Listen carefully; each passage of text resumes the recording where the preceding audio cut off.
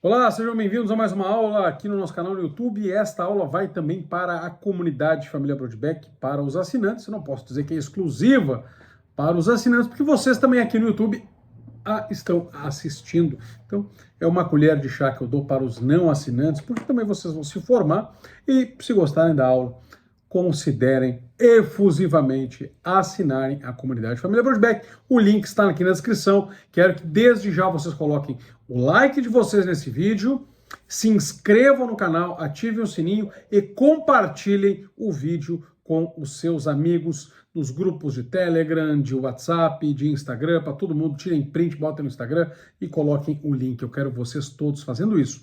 Então, ativando a notificação, dando like no vídeo, se inscrevendo no canal, divulgando para as pessoas e comentando aqui embaixo. São essas ações que eu quero de vocês. E claro, depois assinar a comunidade Família Broadback. Qual é o tema que nós vamos tratar hoje? Coração na Eternidade. Esse é o título da aula. Coração na Eternidade. Mordomos do tempo e colaboradores de Deus. É fundamental que a gente mantenha, antes de iniciar, o nosso foco como cristãos nas coisas eternas. Nós devemos evitar o apego excessivo, a preocupação desmedida com questões terrenas, com questões passageiras, embora nós vivamos no tempo e tenhamos que nos preocupar em alguma medida com elas, mas não pode ser uma preocupação excessiva, né? Nós devemos viver, sim, com os pés firmes na terra, todavia, com os olhos e o coração voltados para o céu, conforme Lucas nos ensina no capítulo 12, versículo 34, porque onde está o vosso tesouro, ali também estará o vosso coração.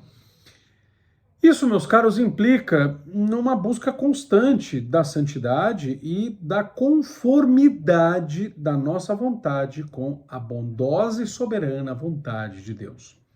São Paulo vai nos lembrar em 2 Coríntios 4,18: não atendendo nós às coisas que se veem, mas sim às que não se veem. Com efeito, as coisas que se veem são passageiras, as que não se veem são eternas. São Paulo está aqui nos orientando a manter uma perspectiva de vida voltada não para o tempo, não para o que passa, e sim para a eternidade.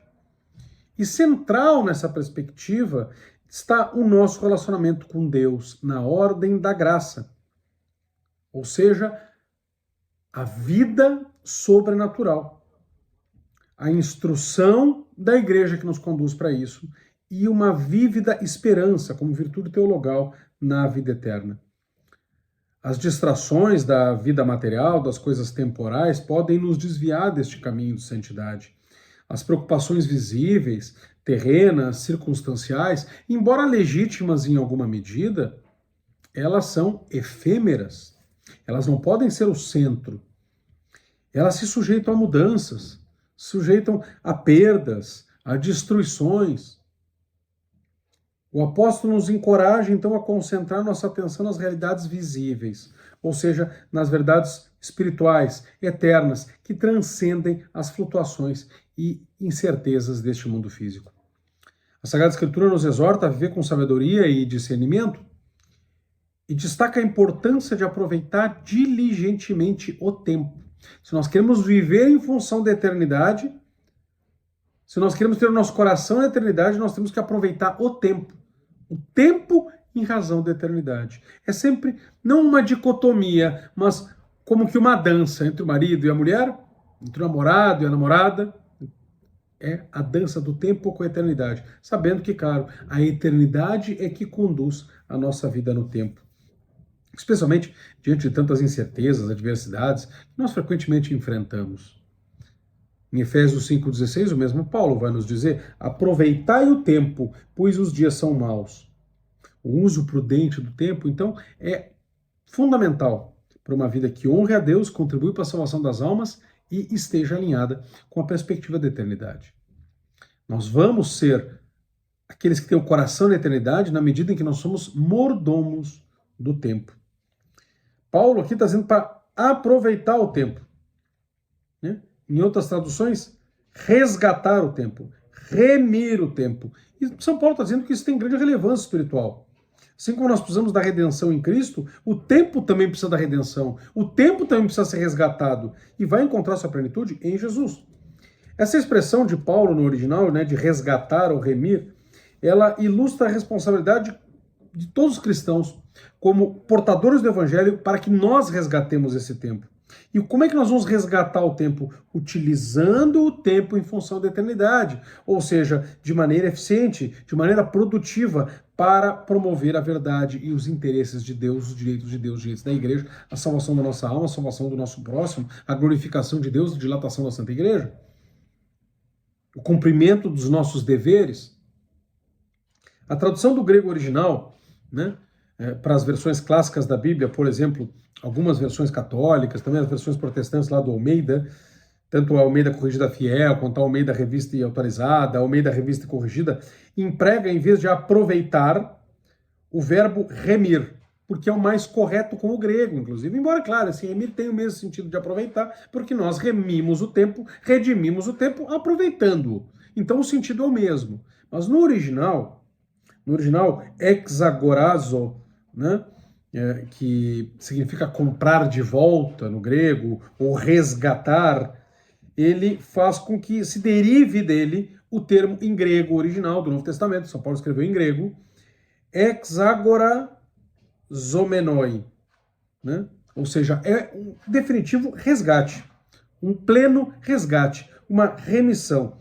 Independentemente da tradução, né, seja remir ou aproveitar, porque o significado central é o mesmo, nós devemos utilizar sabiamente o tempo em virtude da natureza desafiadora e muitas vezes maligna deste mundo.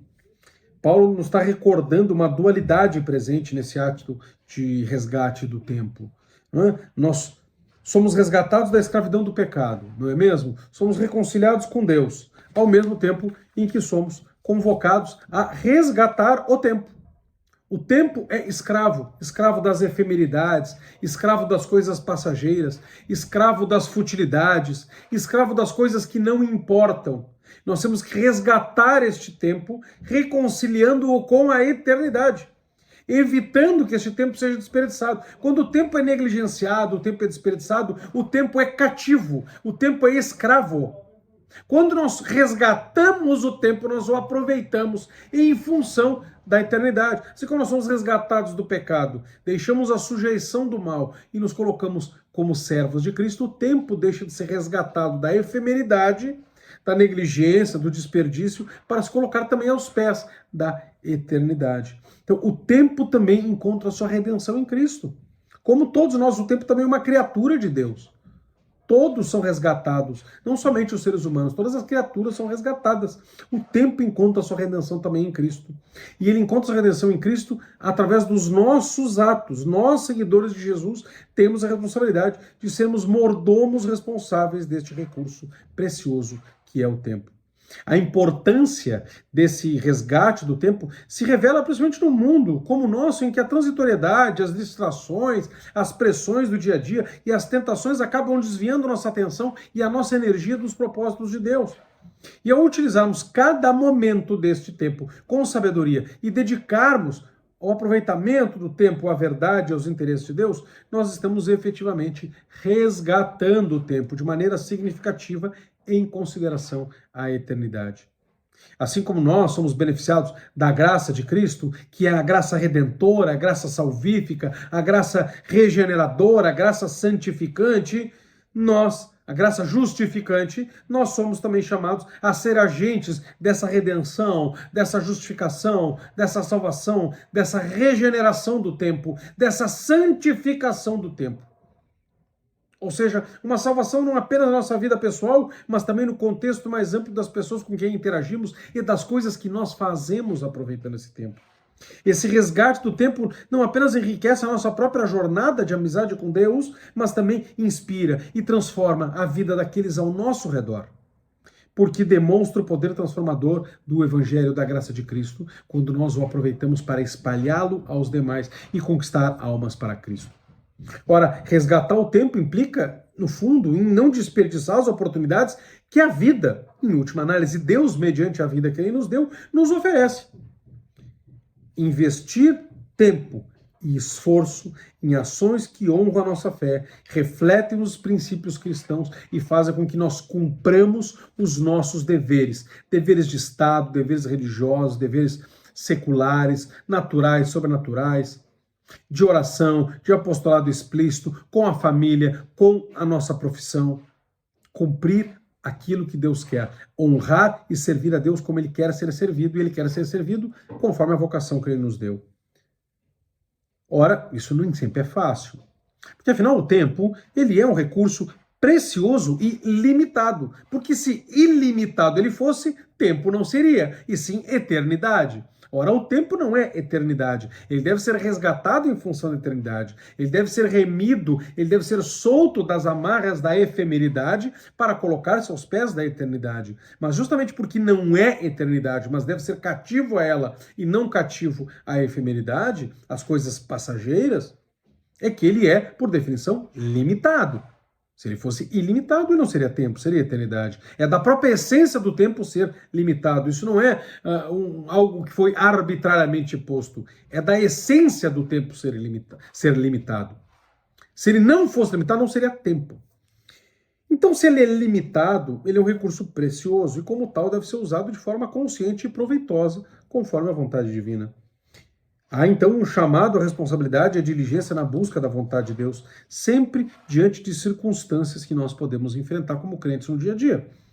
O tempo é implacável no seu curso, meus caros, e ele molda o destino eterno das almas humanas. É no tempo que nós recebemos a graça.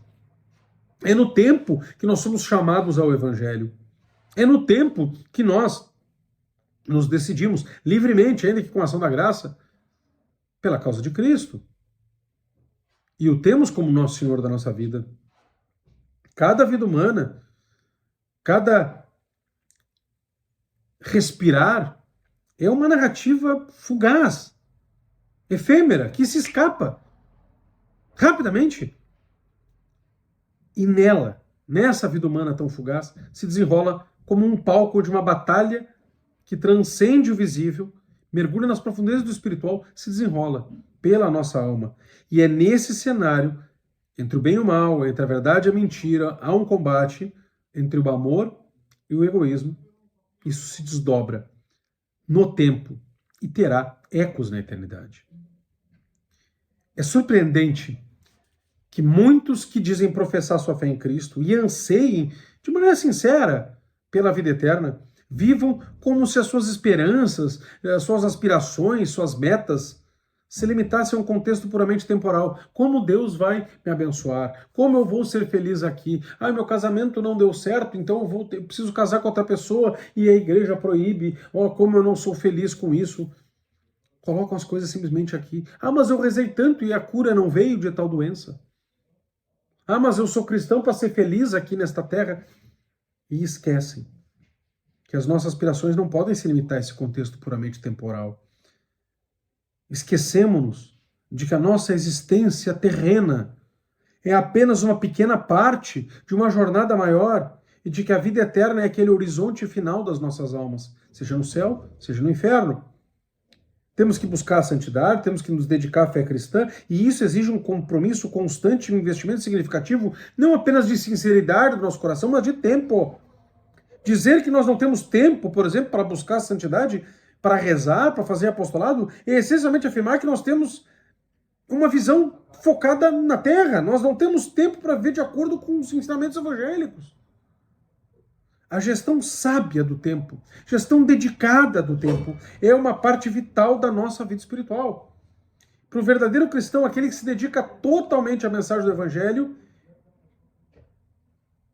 e quer viver de acordo com este evangelho, com consciência, com entrega, com entusiasmo, não há um milésimo de segundo sequer a perder.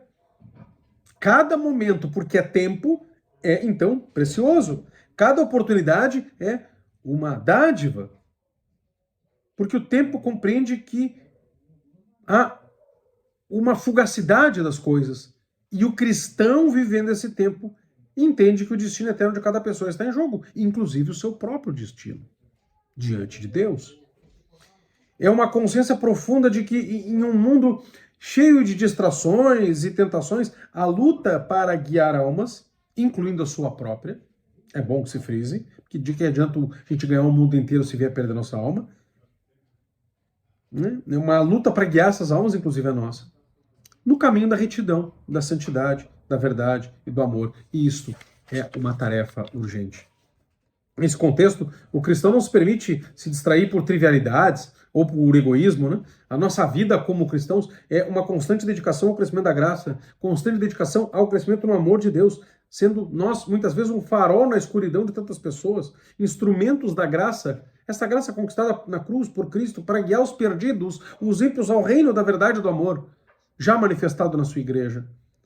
Cada ação, cada palavra, cada gesto representa uma oportunidade de aproveitar o tempo, de remir o tempo, de redimir o tempo, de tirá-lo do cativeiro da efemeridade e colocá-lo aos pés da eternidade, assegurando que o destino eterno de cada pessoa vá ser orientado para o bem, para a bondade, para a beleza, para a verdade, para o amor. E essa missão, ela transcende a transitoriedade do tempo terreno, ela abraça a eternidade. É uma caminhada de serviço, um compromisso inabalável com a causa de Deus, porque o verdadeiro apóstolo ele não tem tempo a perder na missão.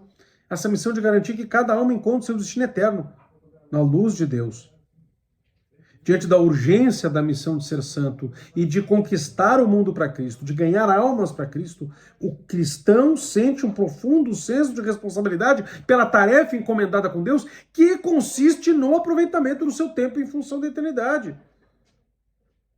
A construção e a vivência do reino de Cristo não são aspirações, mas são compromissos de dedicar não instantes da vida, mas dedicar a própria vida, a inteira vida, hora a hora, minuto a minuto, segundo a segundo, sem restrições, sem reservas. Nós não podemos ser apóstolos num momento. Ou nós somos apóstolos sempre, ou não somos apóstolos nunca. Ou nós temos mensagem, ou nós temos quem se entrega ao Salvador, rendendo-se aos seus pés, não faz cálculos mesquinhos, nem se impõe limites à sua dedicação. Nós nos lançamos incondicionalmente na busca da própria santidade, na disseminação do amor de Deus, da mensagem de Cristo. Nós compreendemos o supremo propósito da nossa existência quando redimimos o tempo. A dedicação do apóstolo tem que ser impulsionada pelo amor a Cristo e ao próximo.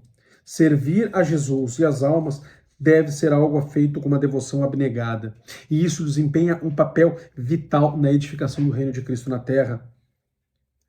Ainda que as nossas ações sejam insuficientes, com a graça de Deus, que precede todo o processo de justificação e apostolado, nós nos tornamos instrumentos eficazes para a transformação de vidas, para a conquista de almas. Cada minuto dedicado a essa missão, com a graça de Deus, é uma demonstração de fé e uma manifestação do nosso amor a Deus e do próprio amor de Deus por nós. Vamos além, contudo. Lembram da parábola dos talentos? Lá em Mateus 25, 14 a 30, é uma das parábolas evangélicas mais conhecidas, né? Mas frequentemente nós não entendemos completamente, nós pensamos nos talentos como os dons naturais que recebemos, ou alguns dons sobrenaturais, ou com determinadas aptidões, enfim, tudo isso está correto. Os talentos, todavia, não representam apenas habilidades, mas o próprio tempo. Deus nos confiou esse recurso e nós somos chamados a prestar conta de como utilizamos. Os talentos que nós recebemos de Deus ao longo dessa jornada não apenas incluem nossas habilidades naturais, inclinações, recursos materiais também, dons espirituais, mas também o tempo. É um dos talentos mais significativos. Mas vejam, a parábola, ela não apenas diz que quem recebeu 2 e devolver 2 está tudo bem. Não, tudo bem, nós fomos ver no nível natural, quem recebe 2 e devolve 2 não roubou, não tem que ser punido. Mas o Senhor pune. Por quê? Porque Ele não quer que se devolva o que Ele deu. Quer que se devolva a mais. Eu te dei algo, eu quero que faça render. Assim, o tempo também tem que ser rendido. Contudo, ao contrário de algum dom, ao contrário do próprio dinheiro, que pode ser rendido, o tempo não pode. Nós não podemos aumentar o tempo, nós não podemos fazer em 24 horas, nós não podemos fazer com que 24 horas se transformem em 48, ou em 72. 24 horas são 24 horas. É uma questão física.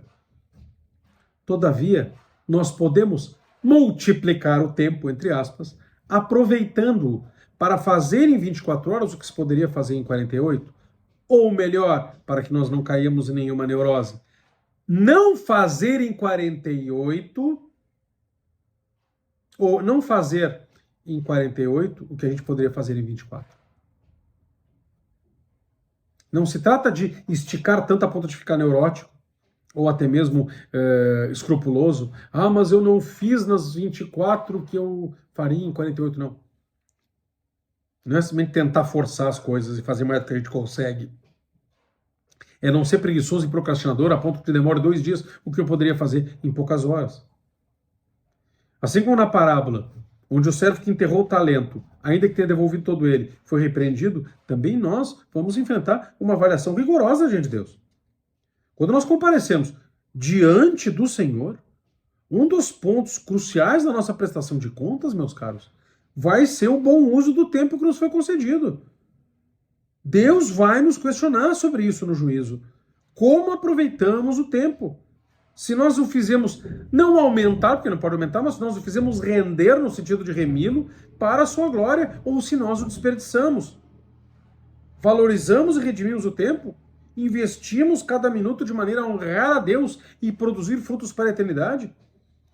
Em última análise, a parábola dos talentos e o chamado à remissão do tempo, à redenção do tempo, nos lembram que cada instante é precioso e que nós somos responsáveis por sua administração sábia, prudente. Daí o uso também das virtudes humanas. O tempo é um dom divino e nós somos mordomos deste recurso, administradores desse recurso. Somos chamados a investi-lo de maneira que glorifique a Deus, que enriqueça as vidas das pessoas ao nosso redor, que nós conquistemos almas, dilatemos a igreja. É uma lembrança solene de que o tempo é uma moeda de grande valor, de valor inestimável e que deve estar também a serviço do Evangelho. Como nós gastamos este tempo, como nós investimos esse tempo, e isso tem implicações eternas. Somos mordomos do tempo.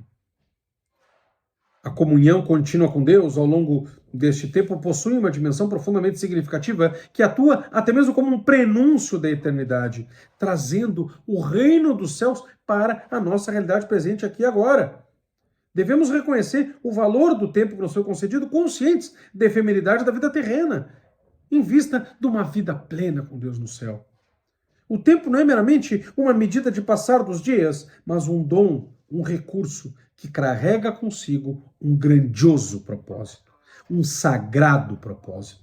Aproveitar o tempo de maneira sábia, de maneira significativa, de maneira prudente, de maneira entregue, é uma forma de responder a esse presente que Deus nos deu. Nós podemos desperdiçar o tempo com preocupações passageiras, com trivialidades, ou nós podemos utilizá-lo como um meio para cumprir os nossos deveres, para ter um lazer sadio também que nos revigore, para rezar e para atrair almas a Deus. Isto é uma adesão completa ao plano de Deus, que é mais do que um ato de obediência, embora englobe essa obediência, é um ato de amor, de confiança e de compromisso, aceitando a nossa vocação e reconhecendo que nós somos chamados a viver plenamente o propósito de Deus para as nossas vidas. Assim nós vamos contribuir para a edificação do reino de Deus.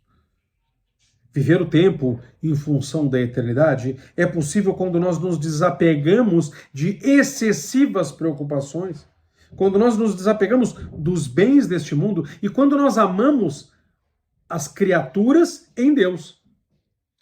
Eu não posso amar os bens pelos bens. Eu tenho que amar as coisas em Deus, porque Deus me deu. E inclusive as pessoas.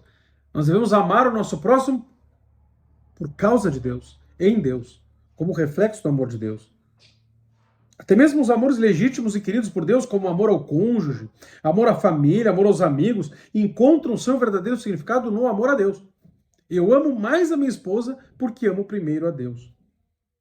Para que não seja apenas um amor como paixão, reflexo dos desejos sensíveis, como nós vemos na nossa formação humana lá na comunidade Família Brodbeck, quando falamos dos apetites, mas um amor virtuoso, um ato da vontade, um ato da inteligência e também uma resposta livre à virtude teologal da caridade. que vem acompanhada da graça santificante. E isso é algo que se requer para uma ordenação da própria vida, para colocar a vida nos trilhos. Nós devemos organizar nossa vida em torno de Deus. Junto com o apetite racional, que é a vontade, junto com a própria inteligência, assistidos pela graça, que nos ajuda, que nos faz perseverar, que nos faz crescer. Amamos o próximo, mesmo aquele mais próximo, por amor a Deus. E amamos verdadeiramente a Deus seguindo o mandamento de São Paulo em Colossenses 3:20. As coisas lá de cima busquei, na superfície não havia terra. A maioria das pessoas comuns segue a sua marcha da vida sem consideração nem pelo tempo e muito menos pela eternidade. O cristão deve considerar a sua vida em função da eternidade e assim remir o tempo. Mateus 6:19-21. Não acumuleis para vós tesouros na terra, onde a ferrugem e a traça consomem e onde os ladrões perfuram e roubam. Mas acumulai para vós tesouros no céu, onde nem a ferrugem nem a traça consomem e onde os ladrões não perfuram nem roubam. Por onde está o teu tesouro, aí estará também o teu coração. A morte é inevitável. E essa inevitabilidade da morte é uma certeza incontestável, um fato em que todos os cristãos reconhecem, mesmo os pagãos, e nós vamos enfrentar na própria existência. E ali começa a eternidade. O que vamos apresentar na nossa morte, mediante o uso do tempo, remido ou não. A colaboração livre, meus caros, e responsável dos seres humanos aos planos de Deus é algo normal e esperado na vida espiritual. E embora Deus seja soberano, possa agir independentemente, ele frequentemente escolhe incluir a participação voluntária e responsável da humanidade em todos os seus desígnios. E isso inclui a nossa ação e a nossa decisão em relação ao tempo. Ao refletir sobre o tempo, sobre a eternidade, sobre a importância de viver com um olhar voltado para o céu, nós conectamos diretamente com essa ideia de colaboração livre com Deus.